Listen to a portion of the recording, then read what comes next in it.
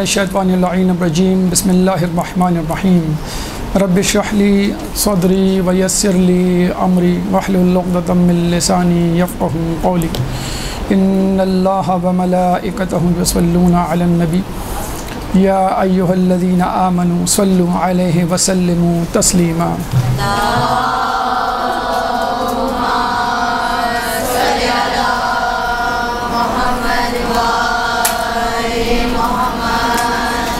سب سے پہلے تو آپ تمام لوگوں کو ذاکری ٹریننگ کلاس میں خوش آمدید۔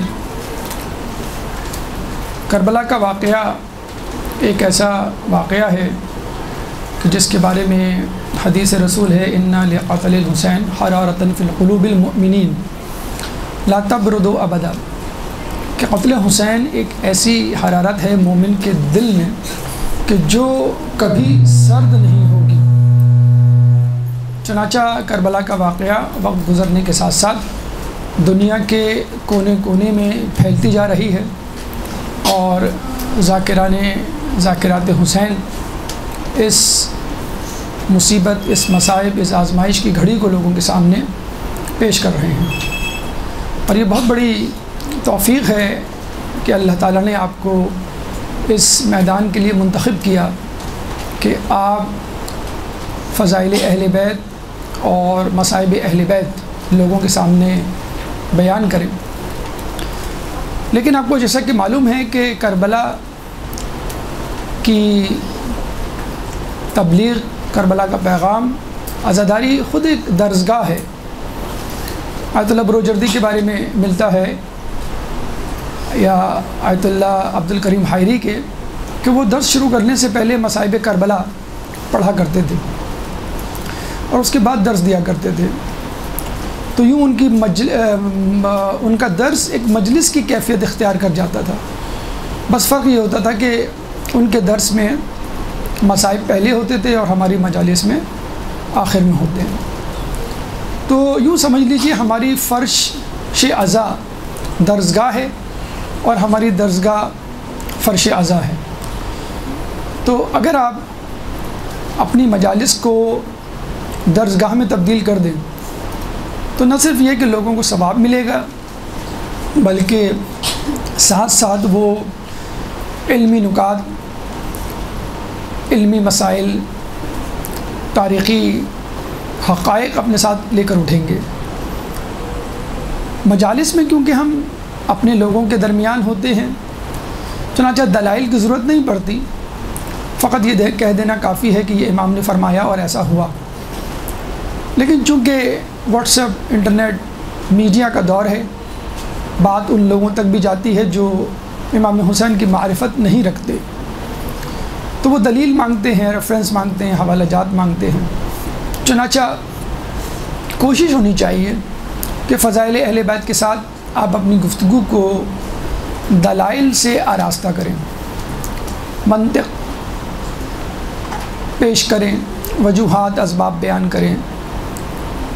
چنانچہ ایک اپنا طریقہ کار اور روش بنائیں کہ جب بھی مجالس شروع کریں یا جب مجلس شروع کریں تو مجلس کی ایک تمہید باندھیں، انٹروڈکشن، جس میں عزاداری کے ماحول کو، آس پاس کے ماحول کو، معاشرے میں پھیلے ہوئے ابہام کو، کنفیوژن کو، کانفلکٹس کو ایڈریس کریں کہ معاشرے میں عزاداری ہو رہی ہے، کچھ لوگ پوچھتے ہیں عزاداری کیوں ہونی چاہیے، عزاداری میں گریہ ہوتا ہے، کچھ لوگ کہتے ہیں بھئی گریہ کیوں ہونا چاہیے، کربلا کے واقعات کو 1400 سال ہو گئے، اب کیوں بار بار دہرایا جاتا ہے، امام حسین مظلوم کیوں کربلا گئے تھے تو پوری فوج لے کے جاتے، جب ان کو یقین تھا کہ میں یہاں مارا جاؤں گا تو کیا یہ خودکشی نہیں؟ فائدہ کیا ہوا؟ 72 لاشیں، ناموس کی بے حرمتی، لوگوں کے سامنے توہین، حاصل کیا ہوا؟ کیا ہم جیت گئے؟ دیکھا جائے تو توہین ہوئی، اور اسی توہین اور شہادت اور قتل کے سبب سے ہم رو رہے ہیں، تو اس رونے کا کیا فائدہ؟ اب یہ تمام معاملات، یہ تمام اشکالات، یہ تمام سوالات آپ کے بھی اور لوگوں کے ذہن میں بھی اٹھتے ہیں، لیکن ہمارے عقیدے اور ایمان اتنے مضبوط ہیں کہ دلائل کی شاید ضرورت ہی نہیں پڑتی۔ لیکن اگر کوئی نوجوان نسل سے کوئی فرد اٹھے اور آپ سے پوچھے ان تمام سوالات کے جوابات دلائل کے ساتھ، آیات و روایات اور حکایات کی روشنی میں ریفرنسز کے ساتھ، تو پھر آپ کو تھوڑی سی تحقیق اور مطالعہ کر لینا چاہیے۔ چنانچہ آج کا موضوع تاریخ کربلا پر اعتراضات اور ان کے جوابات پر مشتمل ہوگا۔ تقریباً 12 سوالات اور ان کے جوابات ہم آپ کے سامنے پیش کریں گے۔ پرنٹ آؤٹ کی فارم میں یہ سوالات اور ان کے جوابات آپ کو مل جائیں گے انشاءاللہ، آج تو نہیں لیکن انشاءاللہ اگلی کلاس میں، اگر آپ چاہیں تو لکھیں، ورنہ ایسی کوئی خاص ضرورت نہیں۔ تو جب بھی مجلس شروع کریں، مجلس کے شروع میں ایک انٹروڈکشن دیں، اور اس انٹروڈکشن میں ایک سوال اور اس کا جواب ایک پیراگراف کی فارم میں، یعنی 5 منٹ پر جو محیط ہو، اس کے بعد جو بھی آپ کا موضوع ہے آپ اس پر جا سکتے ہیں۔ اس بہانے آپ کے ہر مجلس میں آپ نے 10 مجلس پڑھی، 20 پڑھی، 25، 50، 100 لوگوں کو تقریباً 100 مسائل ان کا حل، 100 مسائل ان کے جوابات مل گئے، خود کے لیے بھی دوسروں کے لیے بھی، آپ کے ایمان میں بھی اضافہ، دوسروں کا بھی عقیدہ جو ہے وہ مضبوط تر ہوتا چلا جائے گا۔ آئیے سوالات کا آغاز کرتے ہیں اور ان کے جوابات۔ ایک درود پڑھ دیں محمد والے محمد پہ۔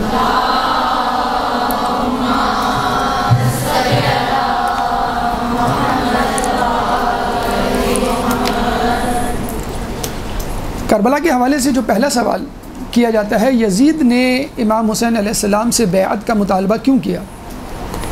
اچھا، یہاں پہ کنفیوژن ہم دور کر دیں۔ لوگ یہ سمجھتے ہیں کہ امام حسین علیہ السلام نے بیعت سے انکار کر دیا تھا۔ اگر وہ پہلے ائمہ کی طرح بیعت کر لیتے تو شاید یہ واقعہ نہ ہوتا۔ یعنی امام حسن علیہ السلام نے غیب بیعت کر لی تھی، امام علی نے بیعت کر لی تھی، امام حسین نے نہیں کی، چنانچہ ان کے ساتھ یہ ہوا۔ تو یہ بات اچھی طرح جان لیجئے، نہ امام حسین علیہ السلام سے پہلے کسی نے بیعت کی، اور نہ امام حسین علیہ السلام کے بعد کسی نے بیعت کی، اور نہ خود امام حسین علیہ السلام نے بیعت کی۔ تو بیعت کسی نے نہیں کی، کیونکہ اگر ہم بیعت کر لیتے تو پھر امامت کا عہدہ، منصب اور عقیدہ ہی باطل قرار پائے گا۔ اب یہ سوال کہ یزید نے امام حسین علیہ السلام سے بیعت کا مطالبہ کیوں کیا، بہت اہم سوال، کیونکہ اگر یزید بیعت کا سوال نہ کرتا تو مسئلہ ہی نہیں تھا، کربلا ہوتی ہی نہیں، نہ یہ جھگڑا پیدا ہوتا۔ تو 2 لفظوں میں جواب، یزید نے امام حسین علیہ السلام سے بیعت کیوں کی؟ استحکام حکومت کے لیے، تاکہ اس کی حکومت کو استحکام ملے۔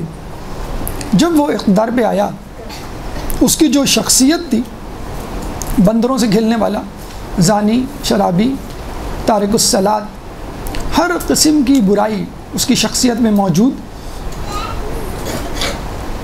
اس کو ایک عام آدمی اپنا دوست بنانا پسند نہ کرے، اپنے ساتھ بٹھانا پسند نہ کرے، تو اس کو وہ حاکم کیسے مان لے؟ تو پہلی مرتبہ ایسا ہوا کہ عام لوگوں میں تھوڑا سا شور غلغلہ پیدا ہوا کہ یہ کون مسند خلافت پر آ گیا کہ جس کو ہمیں خلیفۃ المسلمین یا امیر المومنین کہنا پڑے گا۔ اور یہ بات اتنی کرٹیکل، اتنی مشکل تھی اس کو ہضم کرنا اور اس کو تسلیم کرنا امارت یزید کو، کہ خود حاکم شام گھنٹوں یہ سوچا کرتا تھا کہ میں اپنے بیٹے یزید کو کس طرح مسند خلافت پر بٹھاؤں اور کس طرح لوگوں کی حمایت حاصل کروں۔ اتفاق سے مغیرہ بن شعبہ جو اس زمانے میں کوفے کا گورنر تھا، حاکم شام نے اس کو کسی وجہ سے معطل کیا اور اپنے پاس جواب دہی کے لیے بلایا۔ کچھ شکایات تھی۔ جب وہ جا رہا تھا حاکم شام کے پاس، تو اس نے ترکیب سوچی کہ کیا ایسا میں اس کو جواب دوں کہ میری کوتاہیوں پر بھی پردہ ڈل جائے اور حاکم شام بھی خوش ہو جائے اور مجھے دوبارہ وہ گورنری کے عہدے پر بحال کر دے۔ چنانچہ وہ جان بوجھ کے تاخیر سے 2 یا 3 دن کی تاخیر سے حاکم شام کے پاس دربار میں حاضر ہوا۔ پہلا سوال جو حاکم شام نے کیا وہ یہ کہ تمہیں دیر کیوں ہوئی؟ میں نے تو تمہیں 2 یا 3 دن پہلے بلایا تھا۔ تو مغیرہ بن شعبہ نے یہ کہا کہ میں آپ کے بیٹے یزید کی جانشینی کے لیے لوگوں میں راہ ہموار کر رہا تھا۔ یہ سنتے ہی حاکم شام کا چہرہ خوشی سے کھل اٹھا اور اس نے کہا کہ بس ٹھیک ہے، تمہارے بلانے کا مقصد پورا ہو گیا، تم جاؤ دوبارہ اپنے ہی کام میں مصروف رہو اور تم آج سے کوفے کی گورنری پہ بحال۔ یہ پہلا پتھر تھا جو تالاب میں مغیرہ بن شعبہ میں نے یزید کی خلافت کے حوالے سے پھینکا تھا، اور یہاں سے جو ہے حاکم شام کی عملی اقدامات کا سلسلہ شروع ہو گیا۔ چنانچہ جاتے ہوئے حاکم شام نے یزید کو یہ کہا تھا کہ دیکھو تمہاری بیعت کو کچھ لوگ قبول نہیں کریں گے، اور ان میں یہ چند نام مدینے کے ان افراد بااثر شخصیات کے ہیں جس میں امام حسین کا بھی نام لیا گیا۔ چنانچہ ان سے بیعت لینا، اگر وہ بیعت کر لیں، اگر بیعت نہ کریں تو پھر زور زبردستی نہ کرنا، اگر بیعت کر لیں گے تو بہت اچھا ہوگا، کیونکہ اس سے تمہارا استحکام بہت مضبوط ہو جائے گا حکومت کے حوالے سے۔ اب یزید ویسے ہی پریشان تھا کہ مجھ جیسے فاسق و فاجر کو کون منہ لگائے گا، بیعت تو بہت دور کی بات، لیکن چونکہ اقتدار اس کے پاس تھا اس لیے لوگ جو ہے اس کی طرف مجبوراً سمٹ آئے۔ اب اس نے چاہا کہ اپنی اقتدار کو میں مزید مضبوط کروں، چنانچہ مدینے کا رخ کیا گیا، اور وہاں پہ موجود مقتدر شخصیات جن کا نام خصوصی طور پہ حاکم شام نے مرنے سے پہلے لیا تھا ان کی طرف رخ کیا۔ اس میں سب سے پہلے جو نام آتا تھا وہ امام حسین مظلوم کا، اور یہ بھی بات تاریخ اوراق میں موجود ہے کہ حاکم شام نے ایک دفعہ بلکہ ولید بن عتبہ نے، مسلم بن عقبہ نے، اس زمانے میں جو گورنر تھا، یہ کہا کہ میں نے سنا ہے کہ لوگوں کو تم یزید کی بیعت سے روک رہے ہو اور لوگوں کو بیعت کرنے سے منع کر رہے ہو۔ تو امام حسین علیہ السلام جواب دیا تم ایسا کرو، ان لوگوں کو جو میری وجہ سے بیعت نہیں کر رہے الگ الگ بلا کے بیعت لے لو۔ یعنی وہ سارا الزام امام حسین مظلوم پر ڈالنا چاہتا تھا۔ بہرحال امام حسین مظلوم تک بات پہنچی اور آپ سے کہا گیا کہ آپ بیعت کر لیں، لیکن انہوں نے بیعت سے انکار کیا، اور بیعت سے انکار کرنے پہ آپ کو معلوم ہے مروان بن حکم جو اس وقت مدینے کے گورنر کے سامنے کھڑا ہوا تھا، اس نے یہ جملہ کہا تھا کہ حسین کو جانے مت دینا ورنہ یہ پھر ہاتھ نہیں آئیں گے، کہ جس پہ امام حسین نے پلٹ کے کہا کہ کون مجھے قتل کرے گا، کون اس کی جسارت کرے گا، اور اس کو بہت جسے کہتے ہیں کہ منہ توڑ جواب دیا تھا، اور بیعت کا مطالبہ انہوں نے بہت سختی سے رد کر دیا تھا۔ تو یہ وہ استحکام حکومت تھی جس کے لیے یزید چاہتا تھا کہ مجھے امام حسین علیہ السلام کی بیعت مل جائے، کیونکہ وہ امام ہیں، جنت کے سردار ہیں، علی مرتضیٰ کے بیٹے ہیں، رسول اللہ کے نواسے ہیں، بی بی سیدہ کے لخت جگر ہیں، تو ان کا مقام و مرتبہ یقیناً تمام لوگوں سے بہت زیادہ بلند تر تھا، اور اس کی یہ خام خیالی تھی کہ امام حسین علیہ السلام اگر میری بیعت کر لیں تو میرا مسئلہ آسان ہو جائے گا۔ بلکہ اس نے تو لوگوں کو یہ کہنا شروع کر دیا تھا کوئی بات نہیں، اگر بیعت نہ بھی کرے تو میرے پاس ایک جواز آ جائے گا کہ یہ باغی ہے اور میں اس کو قتل کرنا چاہتا ہوں، چنانچہ میں نے قتل کر دیا۔ تو یہ وہ جواب ہے اس بات کا کہ یزید نے امام حسین علیہ السلام سے بیعت کا تقاضا کیوں کیا، کیونکہ ایک مقتدر شخصیت تھے، امام تھے، اور ان کی بات میں ایک وزن تھا، اور ان کے ہوتے ہوئے یزید کو اپنی خلافت کسی طرح بھی پنپتے ہوئے نہیں نظر آتی تھی۔ اب آئیے دوسرے سوال کی طرف، ایک درود پڑھ دیں محمد والے محمد میں۔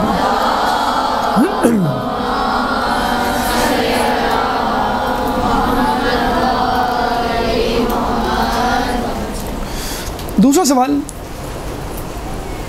پہلے سوال سے متصل، پہلا سوال یہ تھا کہ یزید نے بیعت کا مطالبہ کیوں کیا، جواب استحکام حکومت۔ دوسرا سوال امام حسین علیہ السلام نے بیعت کیوں نہیں کی۔ سوال تو کچھ بھی پوچھا جا سکتا ہے، بنیادی سوال سے لے کے بہت زیادہ علمی اور فلسفیکل کوسچن۔ تو امام حسین علیہ السلام نے بیعت کیوں نہیں کی؟ بہت سمپل سا جواب، مروان بن حکم کہ جس نے مدینہ کے گورنر کے کان میں کہا تھا کہ حسین کو نہ جانے دو ورنہ یہ کبھی ہاتھ نہیں آئیں گے اور ان سے ابھی بیعت لے لو، تو اس نے دوسرے دن مروان بن حکم نے امام حسین کو رستے میں جب دیکھا آتے ہوئے تو کہا کہ آپ یزید کی بیعت کیوں نہیں کر لیتے۔ امام نے بہت خوبصورت جملہ کہا جو رہتی دنیا تک ایک اصول بن گیا بیعت کا، مثلی لا یبایع مثلہم، کہ مجھ جیسا اس جیسے کی بیعت نہیں کر سکتا۔ بہت سمپل سا جواب، مجھ جیسا شخص، مجھ جیسا نیک، مجھ جیسا متقی، مجھ جیسا عالم، اس جیسے کی جو زانی، شرابی، بندروں سے کھیلنے والا، جاہل، اس کی بیعت نہیں کر سکتا۔ تیسرا سوال جو یہاں پہ پیدا ہوتا ہے، اگر یزید گنہگار نہ ہوتا یعنی نیکوکار ہوتا، جیسے عمر بن عبدالعزیز کے بارے میں کہا جاتا ہے کہ یہ بنو امیہ بنو عباس کے تمام خلفاء میں نیک ترین خلیفہ گزرے ہیں، کہ جنہوں نے باغ فتح دینے کی بھی واپس کرنے کی کوشش کی، کہ جنہوں نے علی اور اولاد علی سے سب و شتم ختم کروایا۔ تو اگر عمر بن عبدالعزیز ہوتے یا کوئی اور نیکوکار شخص ہوتا تو کیا امام حسین بیعت کر لیتے؟ تو آپ امام کے جملے کے دونوں ٹکڑوں پر غور کریں، مثلی مجھ جیسا، لا یبایع مثلہ، اس جیسے کی بیعت نہیں کر سکتا، یعنی اس جیسا یعنی گناہگار فاسق، اگر اس کی جگہ کوئی نیکوکار ہوتا تو بیعت کر لیتے۔ آپ دوسری طرف بھی تو دیکھیے امام کیا کہہ رہے ہیں، مثلی مجھ جیسا، یعنی جب تک مجھ سے بہتر شخص نہیں آ جاتا ہے میں اس کی بیعت نہیں کر سکتا۔ اور امام حسین المظلوم سے بہتر شخص کون ہو سکتا تھا؟ امام وقت سے بہتر شخص تو دنیا میں اس وقت نہیں ہو سکتا۔ ہاں امام حسین سے پہلے امام حسن تھے، ٹھیک ہے وہ ان کی بیعت میں تھے، امام حسن سے پہلے علی مرتضیٰ تھے، ٹھیک ہے وہ خود اپنے بابا کی بیعت میں تھے، لیکن امام غیر امام کی بیعت نہیں کر سکتا۔ اس طرح تو یہ ہو جائے گا کہ امام ماموم کی بیعت کرے، افضل مفضول کی بیعت کرے، احسن جو ہے ابتر کی یا بدتر کی بیعت کرے، تو یہاں تو عقل بھی اس بات کو تسلیم نہیں کرتی۔ کس طرح ایک جاہل عالم کی بیعت کرے، کس طرح ایک گناہگار متقی کی بیعت کرے؟ اور یہاں پر امامت کا عقیدہ بھی زائل ہو جاتا ہے، باطل ہو جاتا ہے، فاسد ہو جاتا ہے کہ ایک امام بنایا ہے اللہ نے اسی لیے ہے کہ یہ وہ ہر طریقے سے، ہر زاویے سے مستحکم اور بلند تر ہے، عالم تر ہے اور فصیح تر ہے اور سخی تر ہے، عابد تر ہے، تو پھر وہ کس طرح وہ بیعت کر لے گا؟ اچھا، معتزلہ اور غیر شیعہ فرقے میں یہ بات ہے کہ مفضول افضل کی بیعت کر سکتا ہے، یعنی کمتر اپنے برتر کی بیعت کر سکتا ہے، اسی لیے معتزلہ فرقہ وجود میں آیا جو غیر شیعہ کے درمیان کا ایک فرقہ ہے، جو علی کو تمام اصحاب سے افضل مانتے ہیں، مگر علی کی بیعت کو وہ جائز مانتے ہیں، اگر بیعت کر لیتے علی تو وہ جائز ہوتی، یا امام کو بیعت کر لینی چاہیے اگر فتنہ و فساد کا ڈر ہو۔ صلح ایک الگ بات ہے، بیعت ایک الگ چیز ہے۔ تو ہمارے نزدیک امام کبھی بھی غیر ماموم یا عالم غیر عالم کی بیعت نہیں کر سکتا۔ تو مثلی لا یبایع مثلہ کا مطلب یہ ہے کہ امام غیر امام کی بیعت نہیں کر سکتا۔ تو اس لیے اگر یزید سے بہتر بھی شخص ہوتا تو کتنا بہتر ہوتا، معصوم ہوتا، لیکن معصوم ہونا جو ہے وہ ممکن ہی نہیں، ہمارے 14 معصومین کے علاوہ یا 12 امام کے علاوہ، تو امام کبھی بھی غیر امام کی یا معصوم غیر معصوم کی بیعت نہیں کر سکتا۔ اب آئیے چوتھے سوال کی طرف، بیعت نہیں تو صلح کر لیتے، جیسے رسول اللہ نے، امام علی نے، امام حسن نے کی۔ بہت اچھا سوال۔ دیکھیے امام حسین علیہ السلام نے آخری سانس تک بیعت کی، جس طرح امام حسن علیہ السلام نے کوشش کی بیعت کی، جس طرح علی مرتضیٰ نے کوشش کی، جس طرح رسول اللہ نے کوشش کی۔ رسول اللہ نے صلح حدیبیہ کے موقع پر بیعت کی کوشش کی، کچھ لوگوں کو شک ہوا کہ آپ نبی ہیں کہ نہیں، آپ حق پر ہیں کہ نہیں، آپ کمزور تو نہیں لیکن پھر بھی آپ بیعت کر رہے ہیں، تو رسول اللہ نے ان کو سمجھایا مصلحت اس میں ہے کہ بیعت کر لی جائے۔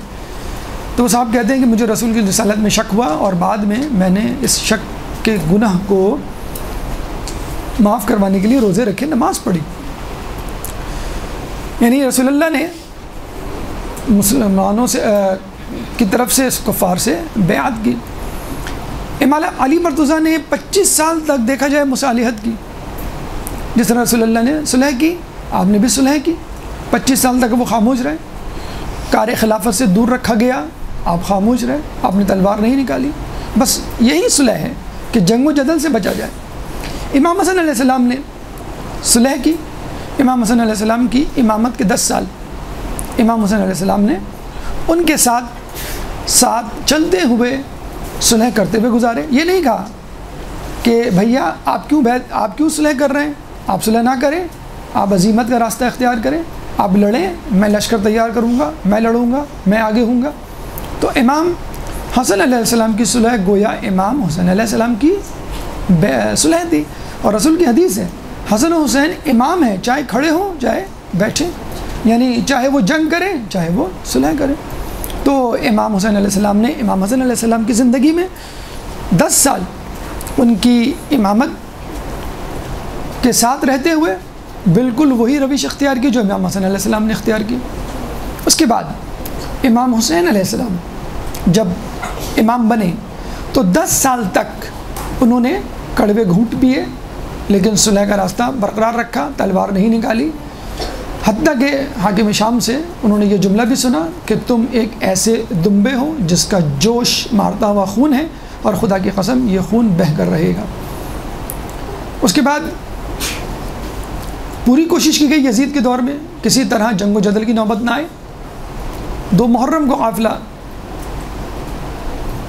کربلا آتا ہے، 7 محرم آتی ہے، عمر سعد کو بلایا جاتا ہے، سمجھایا جاتا ہے کس لالچ میں تم یہ کر رہے ہو، رہ کی گورنری میں تم کو دوں گا اتنی بڑی جاگیر، تو وہ نہیں دیتا، مانتا اور کہتا مجھے رہ کی گورنری چاہیے۔ تو امام نے کہا تو رہ کی گندم بھی نہیں کھا سکے گا، تو اس نے کہا میں جو کھا لوں گا۔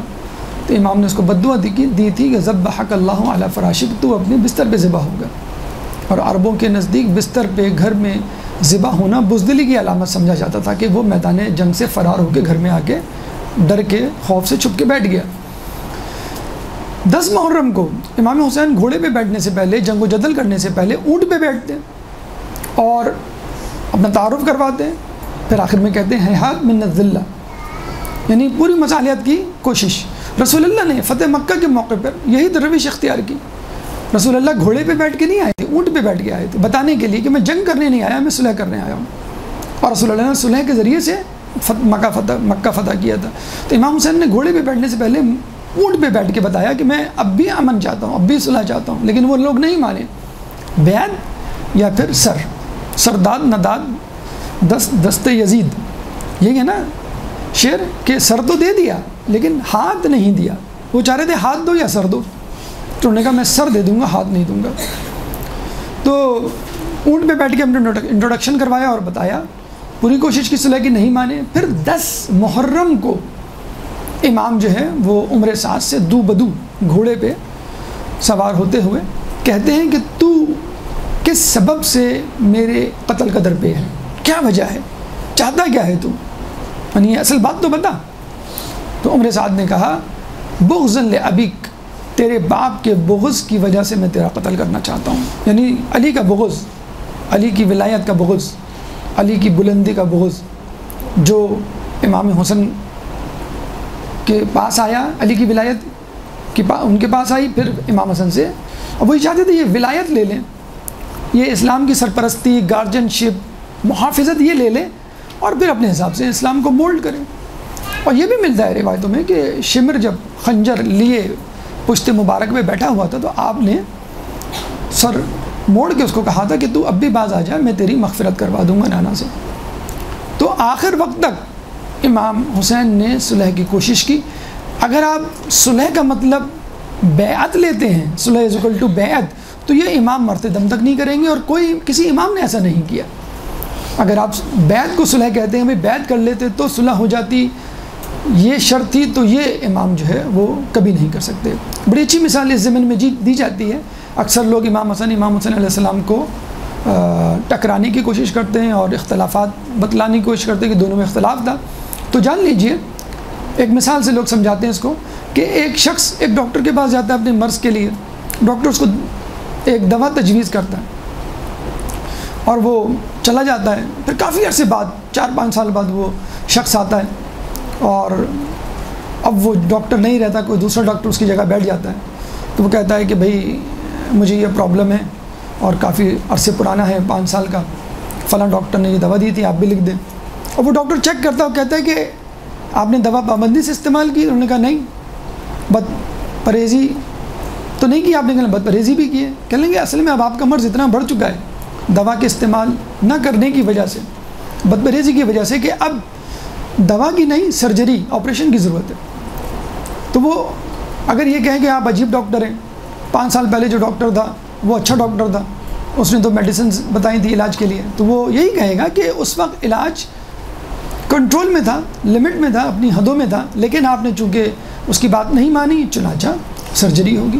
تو امام حسن کے زمانے میں لوگ اور اسلام کی جسے کہتے ہیں کہ حالت ایسی تھی کہ صلح سے کام چل جاتا، لیکن امام حسین کے زمانے میں حالات اتنے خراب ہوئے کہ وہ سرجری یا آپریشن یا جنگ و جدل کی جو ہے وہ ڈیمانڈ کر رہے تھے یا مطالبہ کر رہے تھے۔ تو اس لیے امام حسین علیہ السلام کو جنگ کی ضرورت پڑی۔ اگر ہم ان دونوں کی پوزیشن تبدیل کر دیں، یعنی امام حسن امام حسین کی جگہ ہوتے، امام حسین امام حسن کی جگہ ہوتے، تو امام حسین صلح کرتے اور امام حسن کربلا میں جنگ کرتے۔ یہ تمام صورتحال، جنگ کا فیصلہ یا صلح کا فیصلہ اسلام کی صورتحال پر ڈپینڈ کرتا ہے کہ اسلام کو کس چیز کی ضرورت ہے، قربانی کی ضرورت ہے یا مصالحت کی ضرورت ہے۔ ایک درود پڑھ دیں محمد والے محمد۔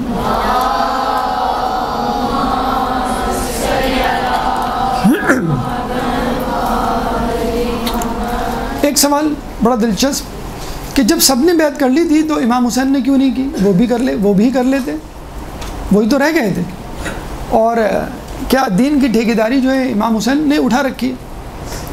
تو یہ سوال مولانا مودودی سے کسی نے کیا کہ جب سب نے بیعت کر لی تو امام حسین نے بیعت کیوں نہیں کی؟ تو مولانا مودودی نے بہت اچھا جواب دیا کہ آپ کا سوال الٹا ہے۔ سوال کچھ یوں ہونا چاہیے کہ جب امام حسین نے بیعت نہیں کی تو باقی لوگوں نے کیوں کر لی؟ تو بات یہ نہیں ہے کہ میجورٹی نے کر لی تو آپ بھی کر لیں، میجورٹی از اتھارٹی، ڈیموکریسی والا رول اسلام میں تو یہ نہیں چلتا۔ اگر 100 میں سے 99 لوگ جھوٹ بولیں اور گائے کو بکری قرار دیں تو وہ ایک آدمی ڈیموکریسی یا میجورٹی از اتھارٹی کے اصول کو چلتے ہوئے جھوٹ نہیں بول سکتا۔ تو یزید اس قابل نہیں تھا اس کی بیعت کی جائے، اور امام کا مقام و مرتبہ اس سے کہیں بلند ہے وہ کسی کی بیعت کریں، اس لیے امام نے بیعت نہیں کی۔ تو باقی لوگوں کو اب یہ سوال کہ کیا امام نے ٹھیکہ، جی بالکل امام ٹھیکیدار ہیں، امام کے بعد امام کے ماننے والے مجتہدین، مراجعین، علماء کرام، عوام الناس، یعنی علی اس کی ٹھیکیدار ہے۔ بہت اچھا جملہ علماء کے درمیان مشہور ہے کہ اسلام محمدی الحدوث و حسینی البقاء، کہ حدث کے اعتبار سے محمدی ہے اور بقا کے اعتبار سے حسینی ہے۔ یعنی اسلام کا تعارف رسول نے کروایا، اسلام کو ایجاد، انشاء، پروڈیوس رسول نے کیا، پریزنٹ رسول نے کیا، لیکن اس کی پرورش، اس کی گروتھ، اس کی پروڈکشن، اس کی حفاظت حسین نے کی۔ تو امام کی تعریف ہی یہی ہے کہ نبی صاحب شریعت ہوتا ہے اور امام محافظ شریعت ہوتا ہے۔ یہ امام کی ذمہ داری تھی کہ وہ لوگوں کو بتائے کہ بیعت کس کی جانی چاہیے، کس کی نہیں کی جانی چاہیے، اسلام میں کیا کیا بدعتیں شامل ہو چکی ہیں، مسائل کیا کیا پیدا ہو چکے ہیں۔ چنانچہ انہوں نے لوگوں سے اس بات کو منوایا کہ بیعت کرنے کے قابل میں ہوں، یعنی میری بیعت ہونی چاہیے، اور یزید جیسے لوگوں کی قیامت تک بیعت نہیں ہونی چاہیے۔ اور بطور امام وہ اس بات کے روادار تھے، سزاوار تھے، ان پہ واجب تھا کہ سب سے پہلے آگے بڑھ کر اسلام کو بچائیں، اور ضروری تھا اسلام کو بچانا، کیونکہ امام کی اولین ذمہ داری دین کی محافظت ہے۔ اور یہ اس وقت بھی ضروری ہو جاتی ہے کہ دیکھیں اب تک جو نبی آئے ان کے بعد کسی نہ کسی نبی کو آنا تھا، 400 سال 500 سال 1000 سال بعد ٹھیک ہے لوگ راہ راست پہ آ ہی جاتے، لیکن نبی کے بعد، رسول کے بعد اب کسی نبی کو نہیں آنا تھا قیامت تک۔ 1400 سال گزر چکے، تو اب ان 1400 سال میں کیا کیا جائے؟ ضروری ہے کہ کسی امام کو، اگر کوئی امام اب تک نہیں رہا، ورنہ ہمارے عقیدے کے مطابق ہر نبی کا ایک جانشین وسیع اور امام ہوتا ہے، لیکن اب تک اگر کوئی امام نہیں رہا ہے تو اب اور زیادہ واجب ہو جاتا ہے، کیونکہ اب کوئی نبی نہیں آئے، تاکہ وہ اس کی محافظت کرے۔ امام اس بات کا روادار نہیں، سزاوار نہیں، حق نہیں پہنچتا اس کو کہ کسی اختراع، کسی نئی چیز کو پیدا کرے دین میں۔ ہاں محافظت امام کے ذمے ہے۔ ایک درود پڑھ دے محمد والے محمد۔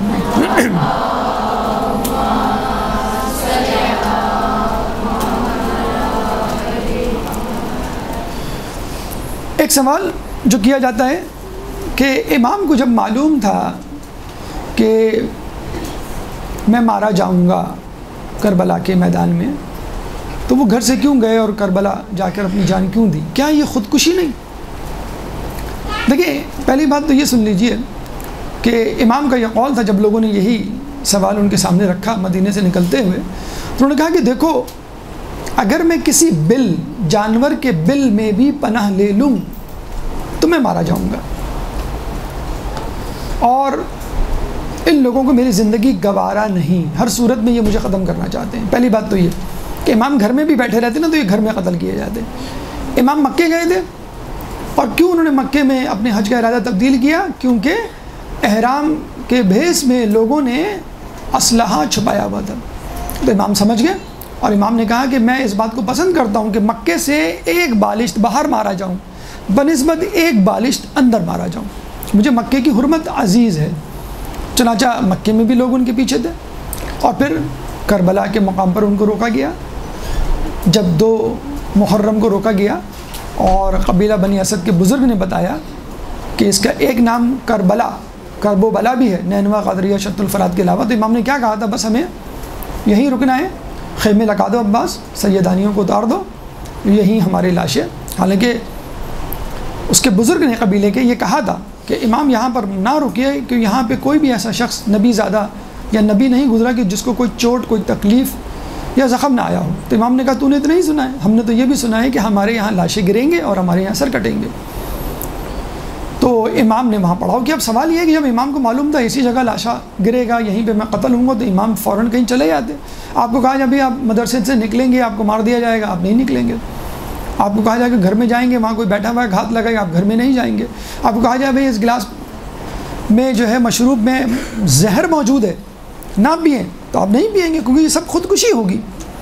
لیکن یاد رکھیے خودکشی اس وقت ہوتی ہے کہ جب اللہ نہ چاہتا ہو کہ آپ موت کو گلے لگائیں، لیکن جب موت کو گلے لگانا ضروری ہو جائے اور جب اللہ کی رضا اسی میں ہو کہ آپ موت کو گلے لگائیں تو آپ کو گلے لگانا چاہیے۔ اس کو ہم کہتے ہیں مرضی الہی۔ ایک ہوتا ہے مشیت الہی اور ایک ہوتا ہے مرضی الہی۔ مشیت الہی یہ کہ بھئی یہ زہر میں پیوں گا تو میں مارا جاؤں گا، یہ تلوار ہے یہ میری گردن پہ چلے گی تو میں مارا جاؤں گا۔ اور مرضی الہی کیا ہے کہ آپ اس گلاس کو نہ پئیں،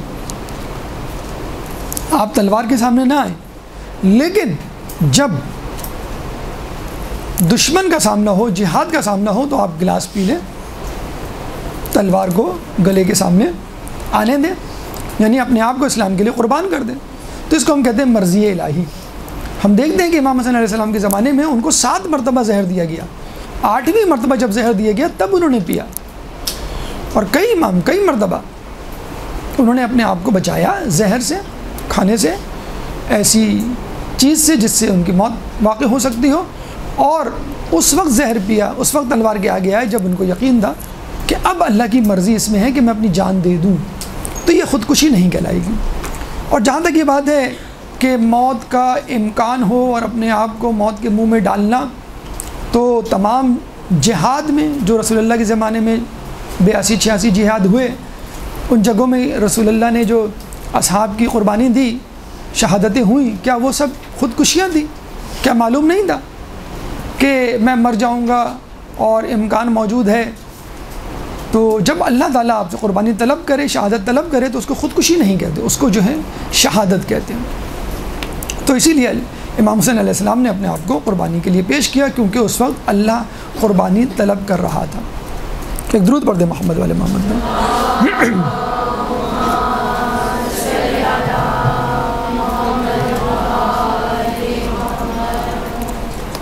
ایک سوال کہ اگر امام حسین کو جانا تھا تو وہ چلے جاتے، رشتہ داروں کو تو ساتھ نہ لے کے جاتے۔ دیکھیے یہ سوال تو اس وقت اٹھانا چاہیے کہ جب رسول اللہ مباہلے میں اپنے خاندان والوں کو لے کے جا رہے تھے۔ مباہلے میں کربلا سے زیادہ مشکل سچویشن تھی، کربلا سے زیادہ رسک تھا۔ مباہلے میں کیا تھا کہ فمن حاجک فیہ من بعد ما جاءک من العلم فقل تعالوا ندعو ابناءنا وابناءکم ونساءنا ونساءکم وانفسنا وانفسکم ثم نبتہل فنجعل لعنۃ اللہ علی الکاذبین۔ سورہ آل عمران آیت نمبر 61، کہ جب ان پہ حجت آ جائے، اس کے بعد علم آ جائے، اس کے بعد وہ اپنی ہر درمی پہ قائم رہیں، تو ان کو کہو کہ ٹھیک ہے ہم اپنے بیٹوں کو لائیں تم اپنے بیٹوں کو، ہم اپنی عورتوں کو لائیں تم اپنی عورتوں کو، ہم اپنے نفسوں کو لائیں تم اپنے نفس کو، اور پھر اللہ پہ جھوٹوں کی لعنت کی دعا کریں۔ تو ضرورت کیا تھی عورتوں کو بچوں کو لے جانے کی؟ کیا رسول اللہ اکیلے نہیں جا سکتے تھے اور کہتے تھے میں اللہ کا رسول ہوں، اگر نہیں ہوں تو خدا مجھ پر عذاب نازل کرے؟ عورتوں کو کیوں لے گئے؟ یعنی بی بی سیدہ کو، بچوں کو کیوں لے گئے حسن حسین کو؟ کربلا میں پھر بھی ایک چانس تو تھا کہ وہ عین موقع پر جو ہے وہ مصالحت کر لیتے، بیعت کر لیتے، معافی مانگ لیتے، نعوذ باللہ، لیکن مباہلے میں تو کسی قسم کا چانس نہیں تھا۔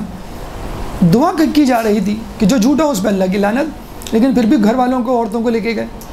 تو کربلا میں بھی یہی سچویشن تھی کہ بہت ضروری تھا کہ امام حسین جو ہے اپنے گھر والوں کو لے کے جائیں۔ جب ان سے کہا گیا، ابن عباس نے سوال کیا کہ آپ عورتوں کو کیوں لے کے جا رہے ہیں، تو ابن عباس نے امام حسین نے جواب دیا کہ میرا جہاد جو ہے وہ زینب کے بغیر مکمل نہیں ہو سکتا۔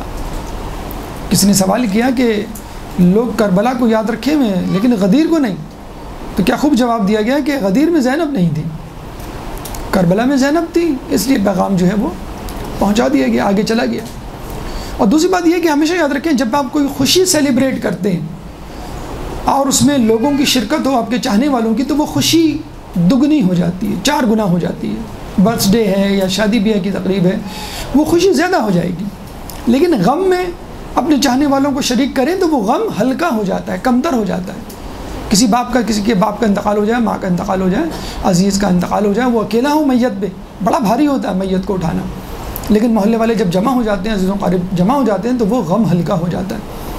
تو بس امام حسین نے اپنے غم کو شیئر کرنا چاہا، اور شیئر بھی انہی لوگوں کو کیا جو تیار تھے، دل سے تیار تھے، اسی لیے تو چراغ بجھانے کے باوجود نہیں گئے۔ کسی نے کہا، بلکہ رہبر معظم آیت اللہ سید علی خامنئی کا جملہ ہے کہ غدیر عوام کی کربلا ہے اور کربلا خواص کی غدیر ہے۔ غدیر میں بیعت کی گئی لیکن اس کے باوجود جفا کی گئی، اور کربلا میں بیعت اٹھا لی گئی لیکن اس کے باوجود وفا کی گئی۔ تو گھر والوں کو اس لیے لے کے گئے کہ اپنے غم میں شریک کریں، عورتوں کو اس لیے لے کے گئے کہ بی بی زینب نے ہی اس پیغام کو آگے پہنچانا تھا۔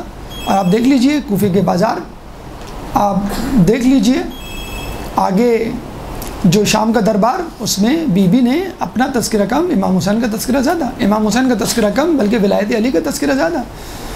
تو امام حسین شہید ولایت ہیں، قربان ولایت ہیں، اور بی بی زینب محافظہ ولایت ہیں، کیونکہ خود بی بی سیدہ آپ کی والدہ گرامی محافظ ولایت تھی۔ سورہ تحریم آیت نمبر 6، سورہ تحریم قرآن کا 66واں 66 سورہ ہے۔ اللہ تعالیٰ فرماتا ہے، یا ایھا الذین آمنوا قوا انفسکم واہلیکم نارا وقودھا الناس والحجارہ، اے ایمان والو اپنے آپ کو اور اپنے گھر والوں کو جہنم کی آگ سے بچاؤ گے جس کا ایندھن انسان اور پتھر ہوں گے۔ تو جب ہم کوئی نیک کام کرتے ہیں ہماری کوشش ہوتی ہے گھر والے بھی کریں، نماز پڑھتے ہیں گھر والوں کو اٹھاتے ہیں، مجلس میں جاتے ہیں گھر والوں کو لے کے جاتے ہیں، اور جب ہم گناہوں سے بچتے ہیں گھر والوں کو بھی کہتے ہیں۔ ٹی وی پہ کچھ ایسا آ رہا ہوتا ہے تو ہم منع کر دیتے ہیں بچے کو، اپنی گھر والی کو، خواتین کو ہم پردے کی جو ہے ترغیب دیتے ہیں۔ تو اسلام تو ایک اجتماعی، معاشرتی اور امتی مذہب ہے جس میں تمام لوگ شریک ہوتے ہیں نیکیوں میں، اور تمام لوگ کنارہ کشی اختیار کرتے ہیں گناہوں سے۔ وتعاونوا علی البر والتقوی وتعاونوا علی الاثم والعدوان، کہ نیکی کے کاموں میں تعاون کرو اور برائی کے کاموں میں ایک دوسرے سے تعاون نہ کرو۔ ایک درود پڑھ دیں محمد والے محمد۔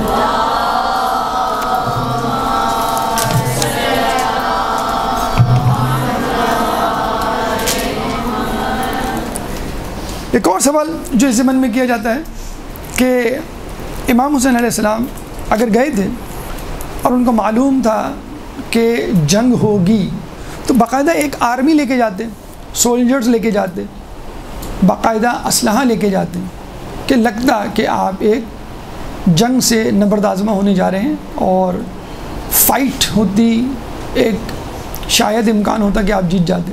آپ کو یہ سن کے حیرت ہوگی کہ امام حسین علیہ السلام کی فوج میں کوئی شخص اگر سپاہی کی تعریف پر پورا اترتا ہو تو فقط ایک تھا، اور اتفاقاً اس کو لڑنے کی اجازت ہی نہیں ملی. حضرت عباس پوری فوج میں، پورے لشکر میں ایک شخص تھا جس کو بائی ڈیفینیشن ہم کہہ سکتے ہیں ہی از اے سولجر، آل ٹو آل، مطلب ٹاپ ٹو باٹم جو ایک سولجر ہو جسے کہتے ہیں. اور کسی کو آپ سولجر نہیں کہیں گے، وہ ایک عام نوجوان، ایک بچے، عورتیں.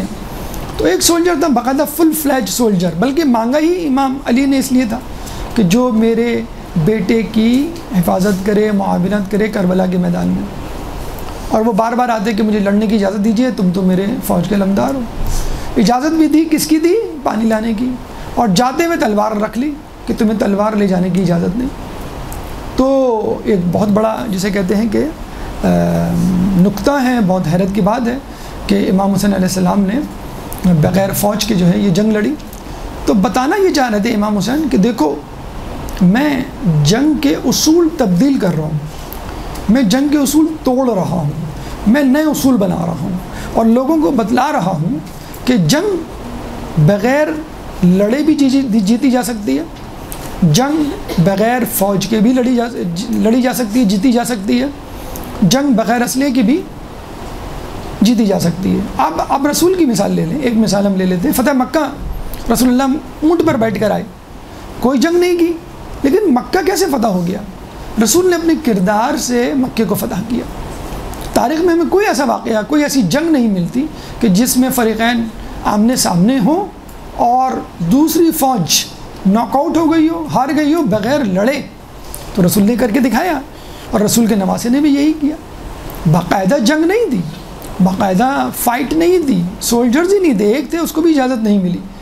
امام نے یہ جنگ اپنے کردار سے لڑی اور لوگوں کو بتایا. اور آپ نے یہ بھی سنا ہوگا کہ جب جنگ ہوتی ہے تو باقاعدہ دونوں فوجیں آپس میں ایک ساتھ ٹکراتی ہیں. یہاں 1 لاکھ فوج ہے، یہاں پہ 90,000 ہے، یہاں 2 لاکھ ہے، یہاں 1.5 لاکھ ہے، یہاں 30,000 ہے، تو فرض کر لیں یہاں 20,000 ہے. یہاں 30,000 فوج اور یہاں 72 یا 200 یا 300 چند 100 لوگ، اور یہاں پر 30,000. اصولاً تو ٹکرانا چاہیے ایک ساتھ، لیکن آپ نے سنا ہوگا کہ باقاعدہ ایک ایک آتا مقتل میں جانے کی اجازت لیتا اور ایک کو بھیجا جاتا. امام ایک ایک کو بھیج ہی اسی لیے رہے تھے کہ دیکھو یہ حبیب ابن مظاہر ہے کہ جس کے بارے میں رسول نے کہا تھا کہ میرے حسین کی معرفت تو بس حبیب ابن مظاہر کو ہے، تو کم از کم حبیب سے ہی میری معرفت حاصل کر لو. پھر جو ہے وہ علی اکبر کو بھیجتے ہیں اور بتلاتے ہیں کہ دیکھو یہ شبیہ پیغمبر ہے، تم کس کے خلاف جنگ کر رہے ہو، کس کو مارنے آ رہے ہو؟ یہ رسول کی آواز، تم رسول کے نواسے اور رسول پر جنگ تلوار اٹھانے جا رہے ہو. حسین منی وانا من الحسین.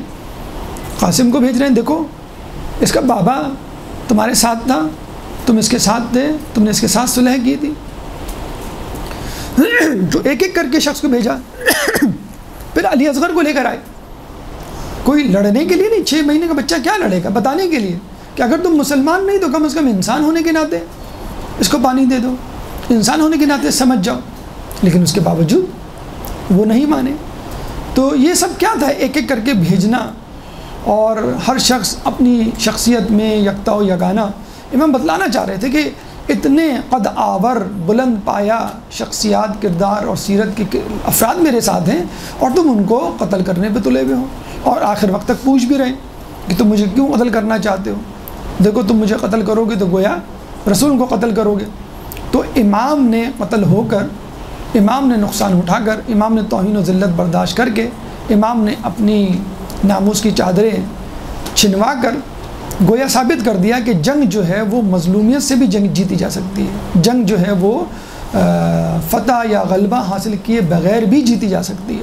تو یہ وہ امام کا انداز تھا کہ جس نے بتایا کہ ظلم کیے بغیر، کسی کو مارے بغیر، قتل کیے بغیر بھی جنگ جیت سکتے ہیں. گاندھی نے بڑا اچھا جملہ کہا، اور یہ کہا کہ میں کافی عرصے تک یہ سمجھتا رہا کہ اسلام تلوار کے ذریعے پھیلا، لیکن جب میں نے امام حسین علیہ السلام کی سیرت پڑھی تو مجھے اندازہ ہوا کہ اسلام لوگوں کے کردار سے پھیلا. اور کون لوگ؟ اہل بیت، رسول اللہ کا گھرانہ اور ان کے ماننے والے. کہ ایسی جنگ جس میں کوئی کمپیریزن، کوئی کمپیٹیبلٹی نہیں تھی، 72 کہاں 30,000. لیکن اس کے باوجود آپ دیکھ لیجئے کہ آج حسین کے ماننے والے سب ہیں اور یزید کے ماننے والے کوئی بھی نہیں، بلکہ یزید ایک گالی بن چکا ہے۔ کسی نے کیا خوب کہا، جب آپ سے پوچھا کہ آپ شیعہ ہیں یا سنی، تو اس نے کہا کہ کربلا تک تو شیعہ سنی تھے، کربلا کے بعد 2 ہی افراد رہ گئے، حسینی یا یزیدی، اور الحمدللہ میں حسینی ہوں۔ ایک درود پڑھ دے محمد والے محمد۔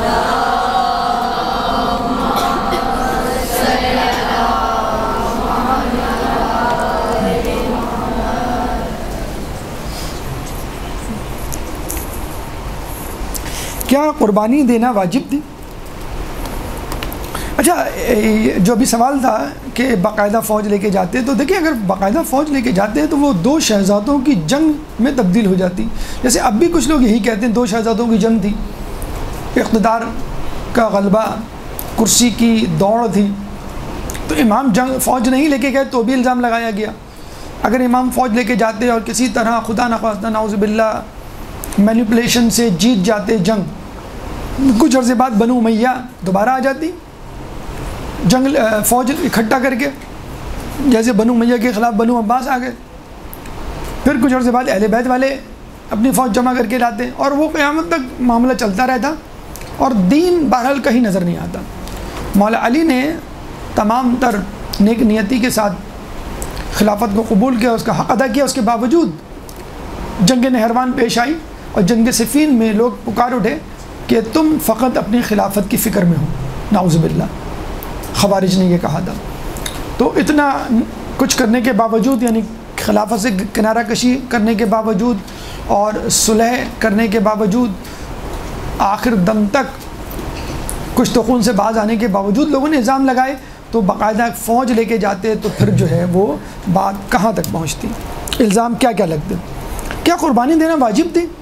دیکھیں یہ بات تو طے ہے، عزت مال ناموس کی حفاظت کرنا واجب ہے، لیکن بعض اوقات یہی واجب قربان کرنا پڑتا ہے، یعنی جان بچانا واجب ہے لیکن بعض اوقات جان دینا واجب ہو جاتی ہے۔ حرام غذا کھانا ممنوع ہے، حرام ہے، لیکن وہی حرام غذا آپ کے لیے جائز ہو جاتی ہے جب آپ کے مرنے کا وقت ہوتا ہے، تو رولز تبدیل ہو جاتے ہیں۔ دیکھیے پودا جب مرجھا رہا ہو تو اس کو پانی کی ضرورت ہوتی ہے، اور اسلام کا پودا جب مرجھا رہا ہو تو اس کو خون کی ضرورت ہوتی ہے، اور یہ خون اگر کسی معصوم کا ہو تو کیا کہنے۔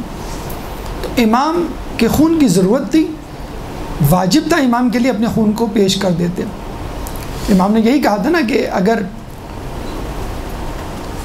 تمہیں میرے قتل سے خوشی ہوتی ہے اور اسلام میرے قتل سے اگر پروان چڑھتا ہے تو ٹھیک ہے، تلواروں آؤ مجھ پہ حملہ کر دو۔ لٹا کے اکبر و اصغر امام کہنے لگے خدا کے دی تجھے زندگی مبارک ہو۔ تو امام نے اپنے آپ کو لٹا کے اسلام کو زندگی دے دی۔ ایک بات یہاں پہ اور سمجھ لیجئے، آپ نے اسکول کے زمانے میں فوڈ چین پڑھی ہوگی یا فوٹو سنتھسس پڑھا ہوگا۔ دیکھیں اس میں کیا ہوتا ہے، اللہ تعالیٰ نے 4 قسم کی مخلوقات بنائی ہیں، جمادات، نباتات، حیوانات، انسان۔ جمادات ان اینیمیٹس، جامد و ساکت اپنی جگہ پر، جیسے ہوا، پانی، غذا، نمکیات، سورج کی روشنی۔ نباتات پلانٹس، حیوانات یعنی اینیملز، اور انسان۔ ان میں سب سے کمتر کون ہے؟ جمادات، اس کے بعد اس سے بہتر نباتات پلانٹس، اس سے بہتر حیوانات، اس کے بعد انسان۔ یہ اللہ کا اصول ہے کہ کمتر بہتر کے لیے یا افضل کے لیے قربانی دیتا ہے اور اس کی خدمت کرتا ہے، بعض اوقات قربان ہو جاتا ہے۔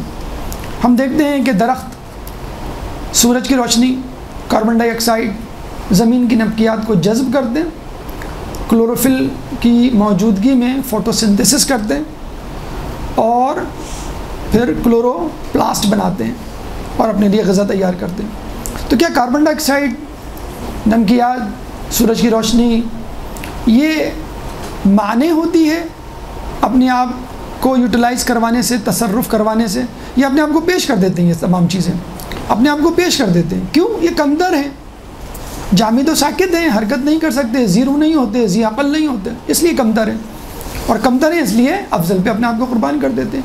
اب نباتات کی باری آتی ہے۔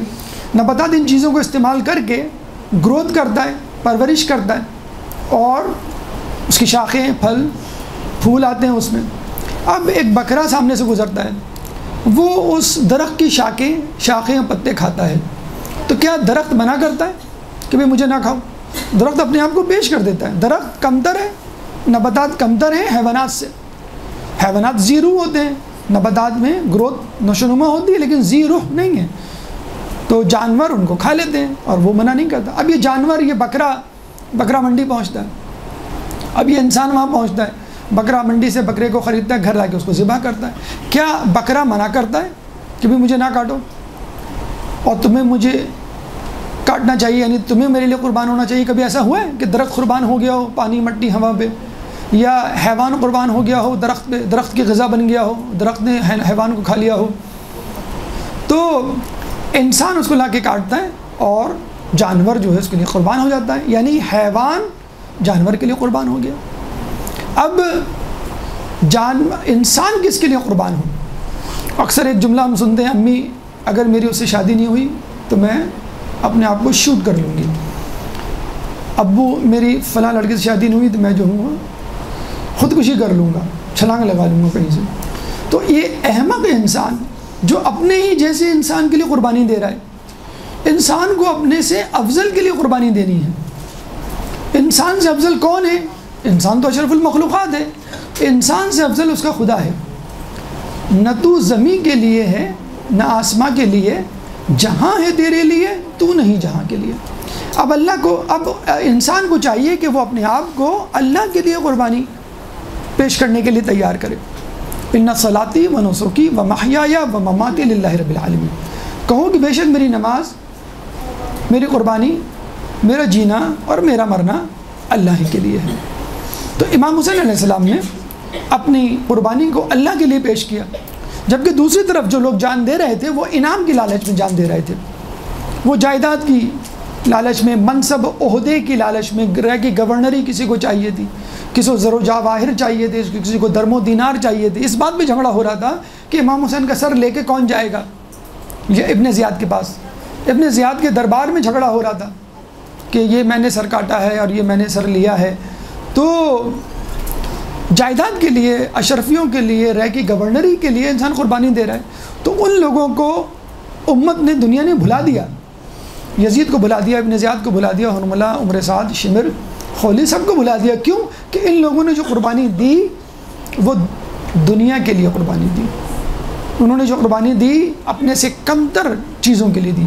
امام حسین نے جو قربانی دی اپنے سے برتر کے لیے، خدا کے لیے قربانی دی، اس لیے دنیا نے آج تک ان کو یاد رکھا ہوا ہے، اور اس قربانی کو جسے کہتے ہیں کہ اپنے لیے مشعل راہ بنایا۔ نیلسن منڈیلا کے بارے میں کہا جاتا ہے کہ وہ 20 سال زندان میں رہے، قید میں رہے، اور سیاہ فام کے حقوق کے لیے لڑتے رہے۔ تو کہتے ہیں کہ اس دوران جو ہے میری ہمت جواب دے گئی تھی، اور میں نے سوچا ایک موقع پر کہ مجھے حکومت سے صلح کر لینی چاہیے اور حکومت کی شرائط کو مان لینا چاہیے اور اپنے مطالبات سے دستبردار ہو جانا چاہیے۔ تو کہتے ہیں اس زمانے میں میرے ہاتھ امام حسین علیہ السلام سے متعلق کتاب لگی، اور جب میں نے امام حسین علیہ السلام کی سیرت پڑھی، ان کی قربانی کو پڑھا، تو مجھ میں ایک حوصلہ پیدا ہوا کہ ایک شخص 72 لوگوں کو قربان کر کے 30,000 کے لشکر کے سامنے سرخرو ہو سکتا ہے اور فتح پا سکتا ہے، چاہے بعد میں پائے کچھ عرصے بعد، تو میں فقط 20 سال جو ہے وہ زندان میں رہ کے یہ فتح کیوں نہیں پا سکتا؟ ایک درود پڑھ دے محمد والے محمد۔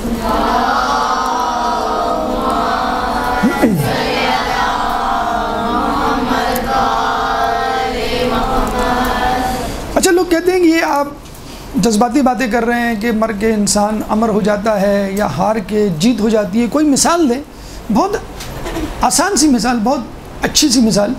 بیج آپ بوتے ہیں کہاں؟ زمین میں، کیا اس کو زمین کے اوپر رکھ دیں؟ نہیں رکھتے۔ اور درخت کہاں ہوتا ہے؟ زمین کے اوپر ہوتا ہے۔ اور بیج کو کہاں رکھتے ہیں آپ؟ اندر، بالکل اندر، کہ بالکل نظر نہ آئے، اور بالکل بند کر دیتے ہیں کہ وہ سراغ بھی نہیں رکھتے کہ وہ نظر آئے۔ تو دیکھنے والوں کی نظروں سے بیج غائب ہو جاتا ہے، پھر ہم دیکھتے ہیں کچھ عرصے بعد، کچھ دنوں کے بعد، اندر سے ایک ننھا سا پودا کوپل پھوٹتی ہے، پھر وہ آہستہ آہستہ پودا بنتا ہے، اور پھر وہ ایک درخت، طاقتور درخت میں تبدیل ہو جاتا ہے۔ تو تو وقتی طور پہ غائب ہونا، وقتی طور پہ فنا ہونا، وقتی طور پر مفقود ہو جانا، وقتی طور پہ قتل ہو جانا اس بات کی دلیل نہیں ہے کہ آپ ہار گئے۔ وقتی طور پہ آپ اپنا مورچہ چھوڑتے ہیں، وقتی طور پہ آپ پیچھے جاتے ہیں، وقتی طور پہ جنگی ایک حکمت عملی بھی ہے کہ اگر فوج آ رہی ہو تو آپ پیچھے ہٹ جائیں، اور فوج جب شہر میں داخل ہو جائے تو اس کو پھر پیچھے سے گھیر کے مارے، جیسے خالد بن ولید نے مسلمانوں پہ حملہ کیا تھا۔ یہ بھی ایک اسٹریٹجی ہے۔ تو اس لحاظ سے بھی حسین پیچھے ہٹے، پیچھے ہٹنے کے مطلب میں قربانی دی، اور بعد میں پھر آپ نے دیکھے توابین کا لشکر آ گیا 4000 کا، امیر مختار کا لشکر آ گیا 7000 کا، جس نے امام کے قتلوں کو چن چن کے مارا، اور اب 4 کروڑ لوگ جو ہیں وہ 40 پر موجود ہوتے۔ تو امام اگر جیت جاتے تو شاید امام کو یہ فتح نہ ملتی۔ کہتے ہیں کہ جب 4000 فرشتے اللہ تعالیٰ سے اجازت لے کے امام حسین علیہ السلام کی نصرت کے لیے آئے تو امام حسین نے نصرت کا انکار کر دیا کہ میں نصرت نہیں لے سکتا کیونکہ مجھے قتل ہونا ہے، اور جب تک میرا خون نہیں بہے گا یہ پودا اسلام کا نشو و نما نہیں پائے گا۔ اور امام حسین علیہ السلام کے قتل کے بعد وہ 4000 فرشتے اب ان کی قبر مبارک پر جو ہے وہ چکر لگا رہے ہیں، طواف کر رہے ہیں، یا لثارت الحسین کلمہ جو ہے ان کی زبانوں پر ہے کہ ہم جو ہے امام زمانہ کے ظہور کے وقت امام کے ساتھ مل کر خون حسین کا انتقام لیں گے۔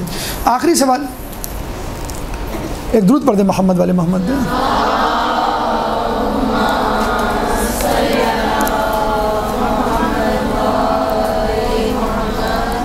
آخری سوال، لوگ پوچھتے ہیں بھئی جانے دیجئے اس بحث کو، اس ڈسکشن کو، مذاکرے، مباحثے، مناظرے کو، بس یہ بتا دیجئے 2 لفظوں میں کون جیتا اور کیسے، کیا دلیل ہے آپ کے پاس؟ تو یہ سوال امام سجاد سے کربلا سے واپسی کے وقت جب وہ مدینے جا رہے تھے تو ایک شخص نے پوچھا کہ کہو سجاد کربلا میں کون جیتا؟ امام سجاد نے جواب دیا کہ اگر آج کے بعد میرے جد کا نام اذان میں لیا جائے تو سمجھ لینا کہ میں جیتا، اور اگر آج کے بعد یزید کے جد کا نام اذان میں لیا جائے تو سمجھ لینا کہ یزید جیت گیا۔ اسی طرح امام سجاد مدینے میں بیٹھے ہوتے ہیں، ایک شخص آتا ہے اور کہتا ہے امام کربلا میں کون جیتا؟ امام نے کہا جاؤ مسجد میں 2 رکعت نماز پڑھ کر آؤ۔ وہ گیا مسجد نبی میں 2 رکعت نماز پڑھی، واپس آیا، امام میرا سوال یہ ہے کہ کربلا میں کون جیتا؟ امام نے کہا کہ تمہیں تمہاری نماز نے جواب دے دیا، یہ نماز زندہ ہے، سمجھ لو کہ میں جیت گیا، اگر یہ نماز زندہ نہ ہوتی تو میں ہار جاتا۔ اس سے بڑی مثال، ثبوت، دلیل کیا ہو سکتی ہے کہ دربار یزید کا ہے اور کلمہ رسول کا، جناب سجاد کے جد کا بلند ہو رہا ہے۔ جب امام سجاد اپنا انٹروڈکشن تعارف کروا رہے تھے تو اقطع الکلام الحسین، یہ یزید کا جملہ تھا، اقطع الکلام السجاد کلام الرجل، کہ اس آدمی کے کلام کو قطع کرو ورنہ میرے درباری اور میرے چاہنے والے، میرے عوام منقلب ہو کے میرے خلاف ہو جائیں گے۔ تو بے وقت کی اذان دلوائی گئی، اللہ اکبر اللہ اکبر اللہ اکبر اللہ اکبر، اشہد ان لا الہ الا اللہ اشہد ان لا الہ الا اللہ اشہد ان محمد رسول اللہ۔ جب مؤذن نے اشہد ان محمد رسول اللہ کہا تو امام سجاد نے فوراً کہا، جو مؤذن تھوڑی سی سانس لیتے ہیں نا ایک جملے سے دوسرے جملے کے بولنے کے درمیان، اسی وقت جملہ یہ کہا، یزید یہ بتا کہ محمد تیرے جد تھے یا میرے جد؟ تو یزید کو جواب مل گیا کہ جنگ جون کون جیتا۔ تو آج بھی یزید کے حواریوں کی، یزید کے سپاہیوں کی قبریں گمنام ہیں، مفقود ہیں۔ بنو امیہ، بنو عباس کی قبروں پہ جانے والا، فاتحہ خوانی کرنے والا کوئی نہیں، بلکہ ان پہ لعنت بھیجنے والے بہت ہیں۔ اور امام حسین علیہ السلام کی قبر مبارک ہر وقت مرجع خلائق بنی ہوئی ہے، احتیاج پوری ہونے کا مرکز بنی ہوئی ہے، اور خود 40 پہ کہ امام بلا نہیں رہے اور 4 کروڑ کی عوام موجود ہے، اگر امام بلائیں، امام کا ظہور ہو تو کتنی عوام کربلا پہنچ جائے۔ اللہ تعالیٰ سے دعا ہے کہ ہمیں مقصد حسین کو زندہ رکھنے کی توفیق عطا فرما۔ اللہ تعالیٰ سے دعا ہے کہ کربلا کے شواہد کو گھر گھر پہنچانے کی توفیق عطا فرما۔ اللہ تعالیٰ سے دعا ہے کہ فضائل اہل بیت، مصائب اہل بیت پڑھنے، سنانے اور اس پہ عمل کرنے کی توفیق عطا فرما۔ جو پریشان حال ہیں ان کی پریشانی کو دور فرما، جو بے روزگار ہیں ان کو رزق حلال عطا فرما۔ جو مقروض ہیں ان کے قرضوں کو عطا فرما، جو اسیر ہیں ان کو رہائی عطا فرما، جو رشتوں کے انتظار میں ان کے لیے مناسب رشتوں کا بندوبست فرما، امام کے ظہور میں تعجیل فرما اور ہمیں ان کے انصار و اعوان میں شامل فرما۔ ربنا تقبل منا انک انت السمیع العلیم وتب علینا انک انت التواب الرحیم برحمتک یا ارحم الراحمین۔